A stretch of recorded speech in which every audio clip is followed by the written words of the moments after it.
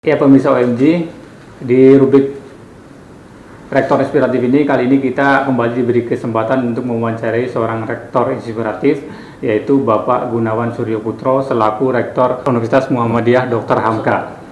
Kita akan berbincang-bincang lebih lanjut mengenai sepak terjang beliau, kemudian kepemimpinan beliau selama memimpin menjadi rektor. Tentunya banyak hal-hal yang bisa kita dapatkan dari apa yang beliau sampaikan, yang bisa memberikan inspirasi kepada kita semua tentang pertama, mungkin poin pertama adalah tentang kepemimpinan beliau, yakni target beliau serta komitmen beliau dalam rangka menciptakan mahasiswa yang punya kualitas tinggi dalam dunia pendidikan, sehingga dia begitu keluar nanti bisa menciptakan lapangan kerja dan juga bisa memberikan manfaat terhadap masyarakat luas.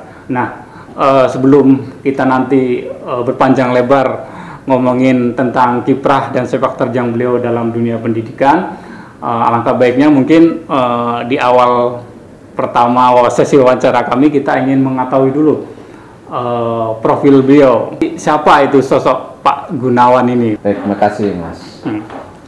Yang pertama, saya itu ya orang biasa saja. Perjalanan hidup saya dari kecil sampai sekarang itu kata kuncinya adalah kemandirian, bekerja keras, lalu memiliki cita-cita. Kemandirian yang saya maksud, saya itu sejak SD sampai program doktor itu sekolah dengan biaya sendiri. Jadi kehidupan saya itu mulai SD pun itu sekolah dan bekerja. Jadi kalau di kampung saya dulu itu ya habis sekolah saya harus mencari makanan ternak sapi gitu agar saya mendapatkan tip atau makan, sekedar makan dari kakek saya. Ketika SMP saya ya kerja serabutan, kerja kasar, bangunan dan sebagainya. SMA saya kerja di pabrik, di bengkel, sampai saya selesai aja pendidikan S1 menjadi guru, lalu menjadi dosen terus sekolah. Jadi itu kemandirian saya. Memang Kemandiriannya. Iya, saya dengan keterbatasan mungkin kemampuan baik material maupun kecerdasan itu biasa saja, sehingga ya beasiswa tidak dapat. Saya tidak pernah mendapatkan beasiswa. Kan kompetisi ya. Kompetisi, biasanya ya. beasiswa dikasih orang-orang pintar. Nah itu yang kedua, kerja keras yang memang itu salah satu yang harus saya tempuh. Tanpa kerja keras yang saya lakukan, saya tidak cita-cita saya memang tidak terwujud. Lalu yang ketiga, cita-cita ini sebetulnya nggak tahu disengaja tidak disengaja. Saya tuh ingat betul ya, waktu saya di SMP itu kelas 1, saya tulis di buku saya itu sudah profesor. Jadi saya jadi sudah memimpikan sejak awal bahwa kelak di masa depan sudah menjadi profesor ya? Dr. Gunawan Suryoputro SH, SH-nya yang meleset. Dan alhamdulillah sekarang tercapai ya Pak ya. Nah ya, itulah menurut saya juga menginspirasi kepada semua anak bangsa, khususnya anak-anak kita, putra-putri kita, bahwa cita-cita itu harus punya gitu. Setinggi langit saja, mau itu juga. Kalau kadang-kadang itu kan doa ya. Nah itu saya alami. Jadi itulah perjalanan hidup saya sampai jadi profesor. Lalu karir saya sekarang menjadi rektor pun itu sebetulnya juga saya awali dengan sejak saya sekolah sampai jadi mahasiswa, saya memang aktivis. Saya itu memang belajar kepemimpinan, belajar berkomunikasi, bergaul, dan mengolah semua kecerdasan saya, sehingga saya, meskipun saya tidak mimpi menjadi pimpinan perguruan tinggi, saya ini kan mengawali karir saya itu kan mulai dari sekretaris program studi, menjadi kaprodi, sampai wakil rektor 3, menjadi wakil rektor 1, baru menjadi rektor. Itu pun ya mungkin ada yang menilai dari pihak lain sehingga saya dapat dipercaya. Dipercaya. Nah itu kira-kira latar belakang singkat saya. Kalau ingin terharu bisa membaca buku saya. Pak bisa menceritakan soal ini Pak, target kepemimpinan Bapak dalam memimpin UHAMKA itu ke depan seperti apa Pak? Sampai tahun 2022 ya Pak? 4 tahun ke depan. 4 tahun ke depan kan? Ya, saya memang target saya itu satu mutu UHAMKA yang ditandai dengan prestasi akreditasi unggul dan merambah kepada akreditasi internasional. Yang kedua, kompetensi lulusan, jadi lulusan yang berdaya saing. Itu dua, itu ya, akreditasi sebagai wujud dari mutu perguruan tinggi. Yang kedua adalah keunggulan lulusan. Untuk bisa mencapai itu, saya sekarang meningkatkan catur dharma perguruan tinggi. Jadi kita tingkatkan kegiatan pembelajarannya, pembelajaran pendidikan, penelitian, pengertian masyarakat dan keagamaan, atau di sini disebut al-Islam kemuhammadiyaan. Ini bisa meningkat kalau ada minimal ada 6 komponen yang saya tanamkan, 6 strategi yang harus dijalankan pada saat ini. Yang pertama adalah kesejahteraan. Ya, orang supaya mereka lebih produktif, inovatif, kita tidak boleh mengabaikan kesejahteraan. Yang kedua adalah peningkatan kapasitas kualifikasi pendidikan dosen. Ini kita memang harus disekolahkan, di S3 kan, doktor. Sekarang ini kualifikasi dosen harus doktor. Kita 10 tahun yang akan datang, S2 kalau itu belum nggak bisa ya? S2 itu kan hanya entry saja, ya. Jadi harus doktor Pak ya? Dosen itu harus doktor. Itu kedua, ini kita programkan, doktorisasi. Lalu yang ketiga adalah meningkatkan sistem informasi teknologi. Jadi kita akan memang membuat sebuah sistem di sini, baik sistem akademik. Kalau sudah akademik sudah lama ya. Integrasi semua sistem yang ada di UHAMKA, baik itu akademik, non akademik, itu melalui IT terintegrasi. Ini kita sedang kita bangun.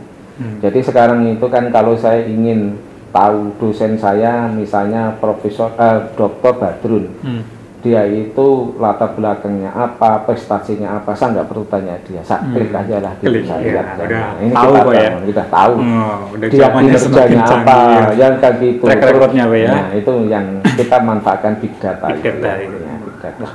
Nah itu yang kedua. Keempat, produktivitas riset dan publikasi. Nah di sini juga nanti arahnya kalau sudah produktif, sudah risetnya ditingkatkan kualitasnya, maka nanti ujungnya kan inovasi dan hilirisasi. Memang ini bertahap ya.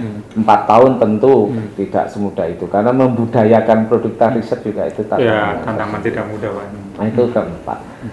Lalu yang kelima, penjaminan mutu. Tadi saya katakan, jadi mutu harus dijaga.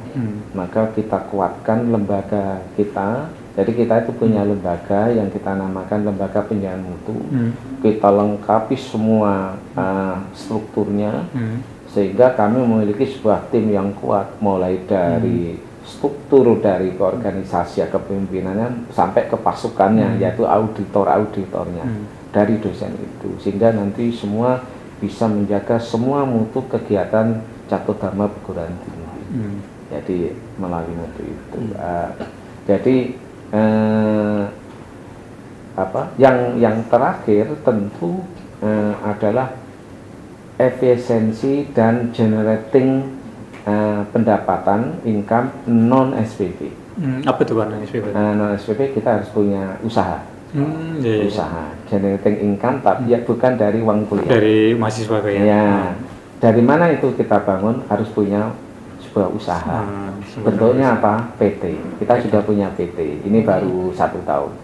Memang ini karena masih baru, maka dia saat ini menangani semua kebutuhan UMK.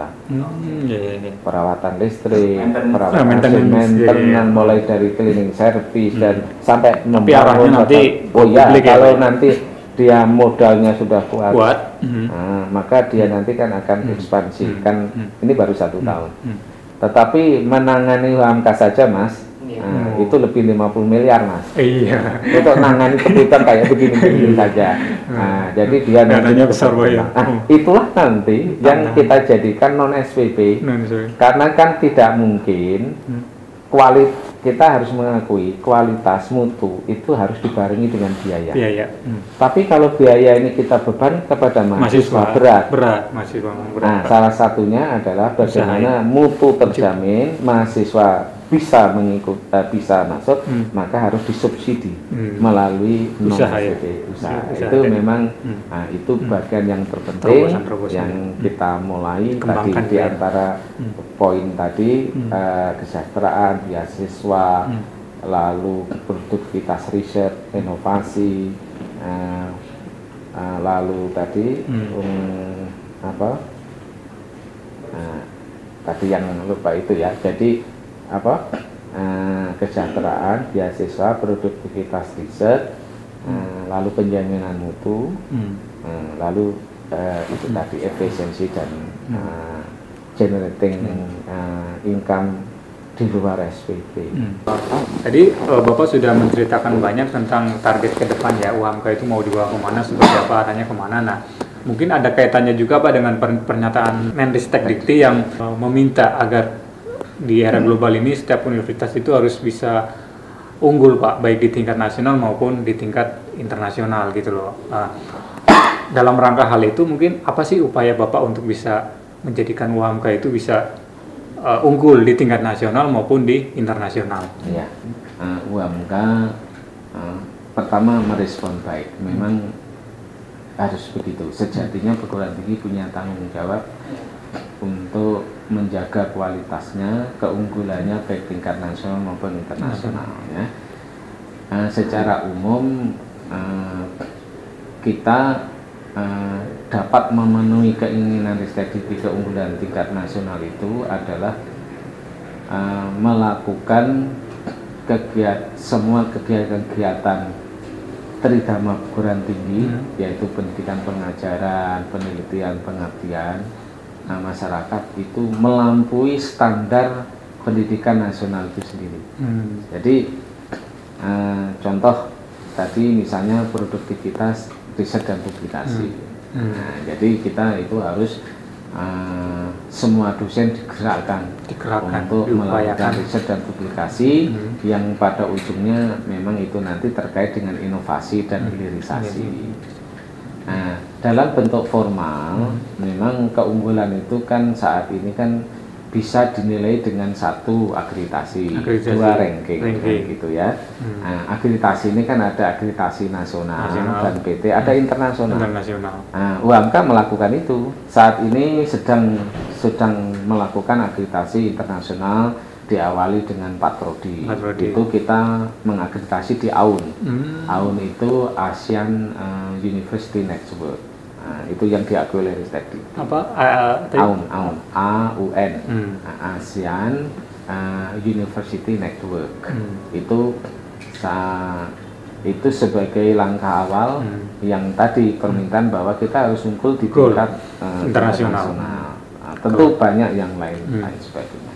Jadi salah satu kriteria Ristek Dikti itu kan juga menilai bahwa keunggulan tingkat nasional itu komponennya itu 1, ya, SDM-nya. SDM itu yang dinilai apa? Berapa doktornya, berapa profesornya. Nah, maka UMK juga harus punya mentargetkan berapa dokter untuk tahun ini, 4 tahun berapa, sampai nanti 5 tahun itu berapa persen doktor.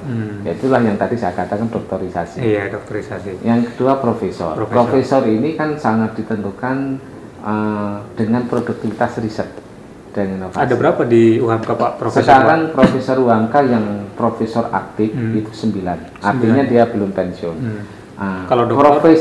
Profesor yang emeritus istilahnya, diperpanjang, itu ada 10. Ada 10 ya. Kalau doktornya masih 135.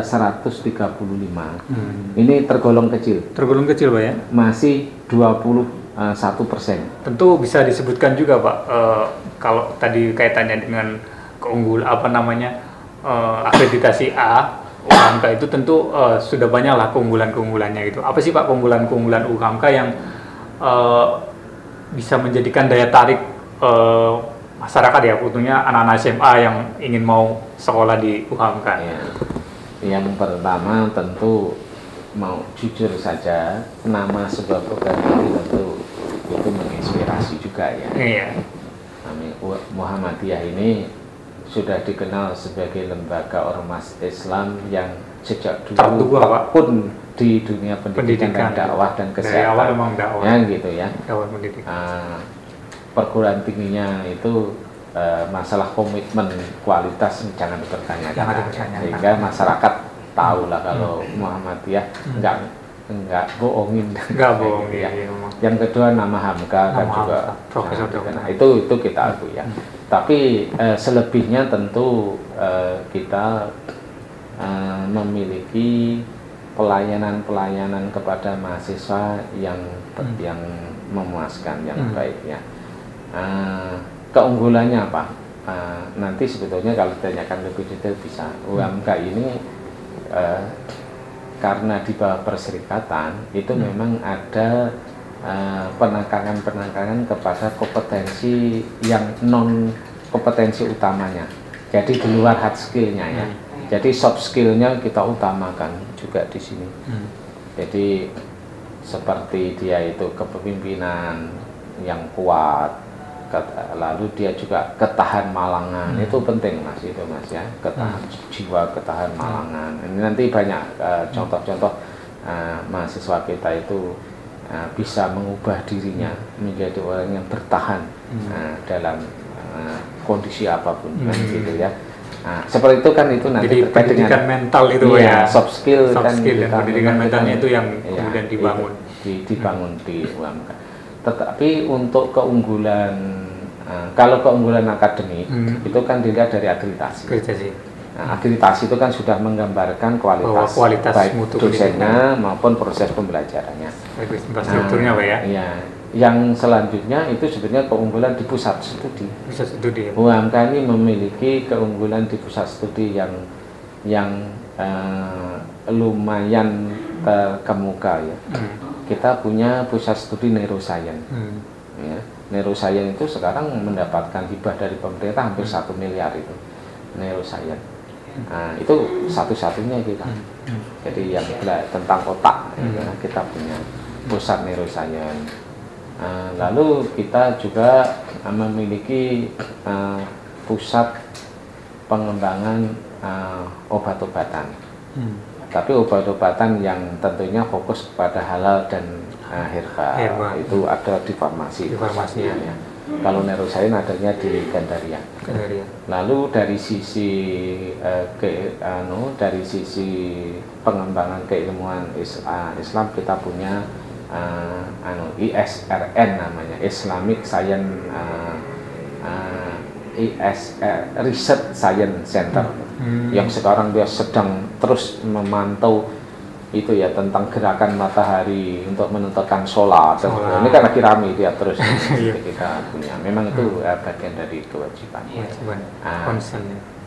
Tentu itulah yang secara akademik bisa kita pertanggungjawabkan. Bahkan terus terang aja kemarin waktu ada pameran Indonesian Science Day ya, yang baru minggu lalu oleh Diadang-Ristek Dikti, kita mahasiswa kita itu ternyata luar biasa. Di teknik itu mahasiswa kita bisa menciptakan sebuah rompi anti peluru dengan mendesain sendiri. Lalu dia bisa menciptakan pengembangan robot, lalu listrik rumah yang hemat energi dan sebagainya, mengubah air, menjadi air dan sebagainya. Kalau kemarin yang dipamerkan yang menonjol itu memang untuk anti peluru dengan listrik, pengembangan listrik. Nah itu di tingkat mahasiswa selain soft skill lainnya. Dari sisi prestasi mungkin Pak yang terkini gitu, apa sih prestasi yang terupdate gitu Pak, yang baru diraih oleh UHAMKA? Betul. Itu Pak? Untuk mungkin mahasiswa? Bisa mahasiswa, bisa secara baik. Kalau UHAMKA sendiri prestasinya kan tentu akreditasi ya, akreditasi, lalu ya, ada penghargaan dari L2 Dikti terkait dengan itu ya, tertib administrasi kan gitu. Kalau mahasiswa ini yang cukup banyak prestasinya. Mahasiswa kita ini tahun ini untuk wilayah Kopertis itu terbanyak PKM, Pekan Karya Ilmiah Mahasiswa. Jadi mahasiswa itu membuat riset-riset gitu ya, lalu dibiayai oleh pemerintah, atau nanti akan dipemnaskan tingkat nasional. Untuk tingkat wilayah 3 UHAMKA itu terbanyak. Itu prestasi yang luar biasa dari riset-riset mahasiswa. Lalu yang kedua robot juga kemarin menjadi juara 2 regional. Ini nanti juga maju tingkat internasional. Sekarang kan zamannya sudah semakin berkembang Mbak, dan kita sudah menghadapi dunia revolusi industri 4.0 Mbak ya, sama 5.0. Nah itu Bapak melihat itu sejauh ini kesiapannya seperti apa Pak? Oh ya, jadi ya UHAMKA siap. Jadi kita tidak bisa menghindari dari perkembangan revolusi, dari revolusi 1 sampai sekarang revolusi 4 ya. Satu yang harus disiapkan UHAMKA adalah sumber daya manusianya harus adaptif. Dia harus adaptif, cepat menyesuaikan dengan revolusi industri sendiri. Artinya dia harus melek terhadap informasi, dia harus melek terhadap media, dia harus melek terhadap teknologi, sehingga semuanya itu nanti dia akan mampu untuk mengumpulkan data-data itu, mengolah data itu, dan akhirnya dengan data itulah dia bisa terus bisa mengikuti itu. Maka sering disebut yang tadi big data macam-macam itu.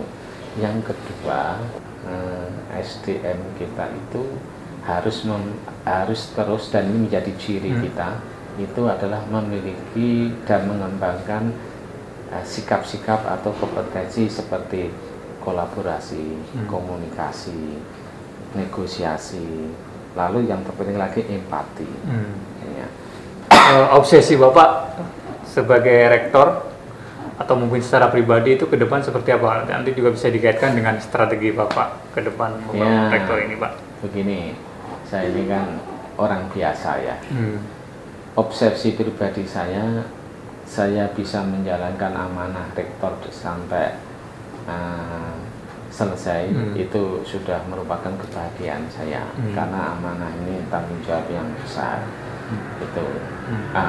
Untuk obsesi akademik, keilmuan saya, memang saya pada akhirnya harus menekuni dan bertanggung jawab atas keilmuan saya. Saya ini orang linguistik ya, saya itu orang bahasa. Jadi saya tetap, makanya walaupun saya jadi rektor, meja saya itu ada buku-buku saya sempatkan terus itu baca, supaya nanti nggak jadi rektor saya balik menjadi dunia saya, nggak ngerti perkembangan ilmu saya, apalagi saya profesor harus bertanggung jawab gitu, sehingga saya tetap harus menjaga itu obsesi saya. Sekian wawancara singkat kami dengan Bapak Gunawan Suryoputro selaku Rektor Universitas Muhammadiyah Dr. Hamka.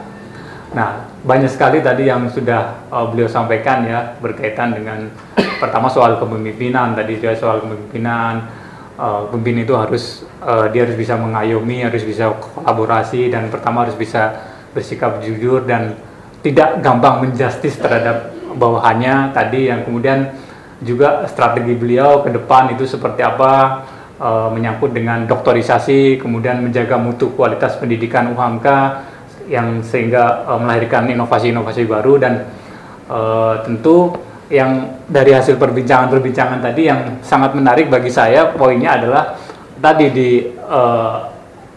surat Al-Baqarah yang terakhir. Nah, sekian, jangan lupa like and subscribe video YouTube kami di Main Obsession, dan jangan lupa bagi permisa Main Obsession baca majalah kami di edisi Mei tahun 2019 ini. Sekian, Assalamualaikum warahmatullahi wabarakatuh. Waalaikumsalam. Yuk.